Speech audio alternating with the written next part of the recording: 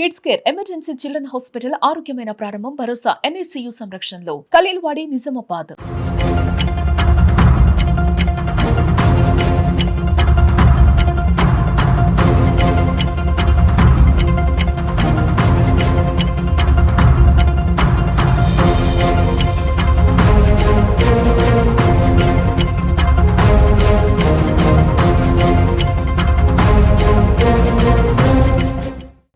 భారతదేశంలో స్వతంత్ర రాకముందు 1938లో నేషనల్ హెరాల్డ్ పత్రికను స్థాపించడం జరిగింది.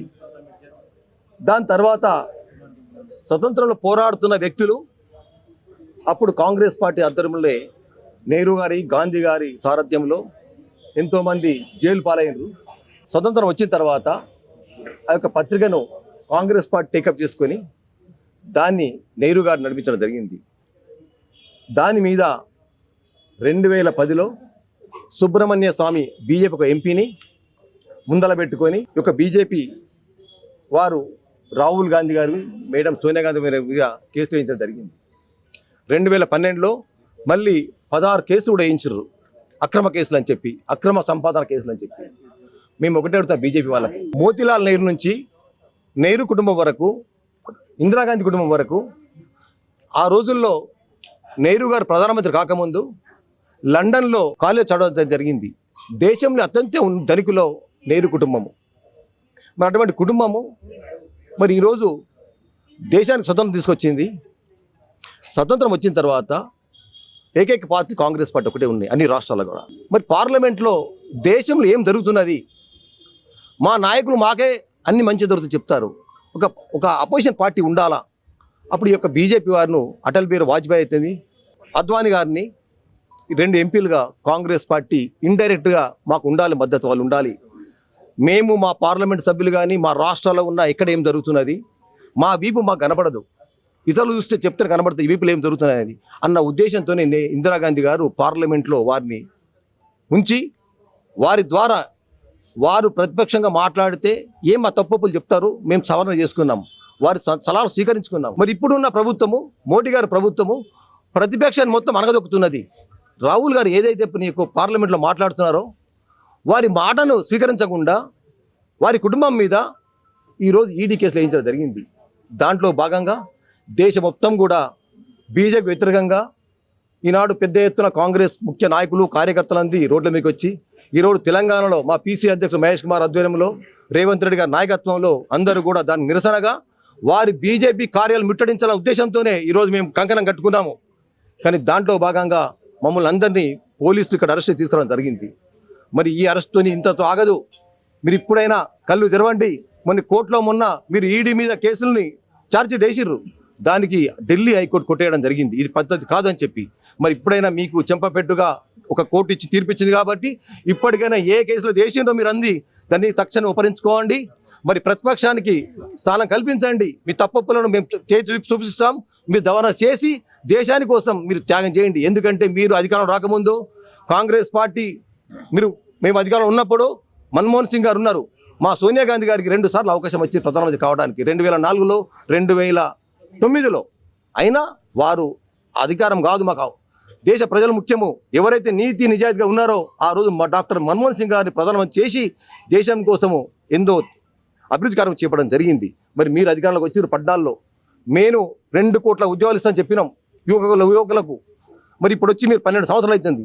మరి దగ్గర 24,000 ఉద్యోగాలు రావాలి. ఏ ఉద్యోగం వచ్చిందా?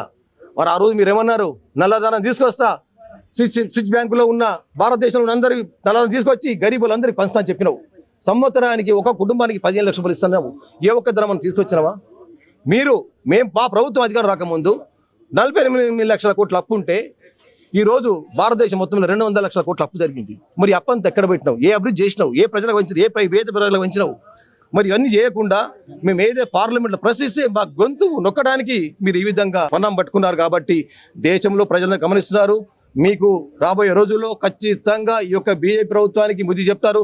మీకు మొన్ననే మా రాష్ట్రంలో రేవంత్ రెడ్డి నాయకత్వంలో పీసీ అధ్యక్షుడు గారి సారథ్యం, మహేష్ కుమార్ గారి సారథ్యంలో మీకు మొన్న జరిగిన ఉప ఎన్నికల్లో మీ బీజేపీ పార్టీకి డిపాజిట్ కూడా రాలేదు. మరి మీరు ఓన్లీ మతం పేరు మీద దేశంలో రెచ్చగొడుతున్నారు తప్ప అభివృద్ధి మీద ఎక్కడ కూడా మీరు చేయడం లేదు.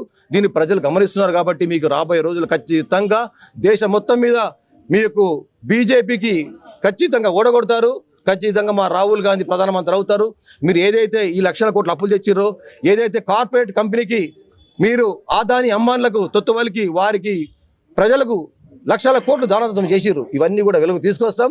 అప్పుడు మీ యొక్క బండారు బయటపడుతుంది. తప్పకుండా మా ప్రభుత్వంలో ఖచ్చితంగా అధికారంలోకి వస్తుంది. మీ యొక్క అరాచకాన్ని మేము బయటపెడి మేము కార్యకర్తలందరూ కూడా అధైర్యపడద్దు. కేంద్రంలో ఖచ్చితంగా కాంగ్రెస్ పార్టీ అధికారం తీసుకొస్తాం. అంతవరకు సహాయశక్తులు కూడా మేము కృషి చేస్తాము. మీ ఈడీలకు బీడీలకు భయపడేది లేదు. ఖచ్చితంగా మేము యొక్క ఉద్యమాన్ని ఇంతటితో ఆపము. మునుముందు కూడా ఇంకా ఉధృతం చేస్తామని చెప్పి మేము సభకు తెలుపుకుంటున్నాను.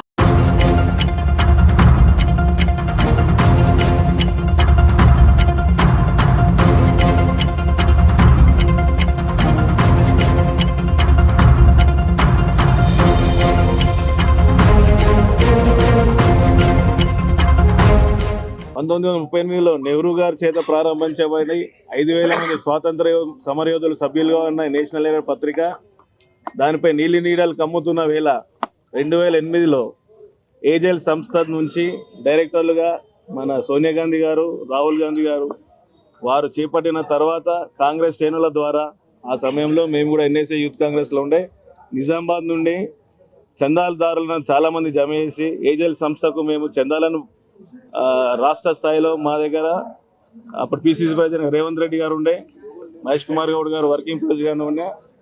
ఇక్కడ నుంచి దాదాపు ₹1,00,000 చందా మేము వార్తాపత్రిక నేషనల్కి సంబంధించి చేసాం. అట్లా రాష్ట్ర వ్యాప్తంగా దేశవ్యాప్తంగా పంపిస్తూ ఇలాంటి చందాల ద్వారా మేము పత్రిక నడుపుకున్న తరుణంలో రాహుల్ గాంధీ గారిపై, సోనియా గాంధీ గారిపై ఈ మనీ లాండరింగ్ కేసు పెట్టి ఈడీ అక్రమంగా వారిని అరెస్ట్ చేసి ఎంక్వైరీ చేసి వారిపై అబాండాలు మోపారు. ఈరోజు కడిగిన ముత్యాల వారు బయటకు వచ్చారు. రాబోయే కాలంలో రాహుల్ గాంధీ గారే ప్రధాని అవుతారు. ఇలాంటి చర్యలు మానుకోవాలని బీజేపీని కాంగ్రెస్ శ్రేణుల ద్వారా హెచ్చరిస్తున్నాం.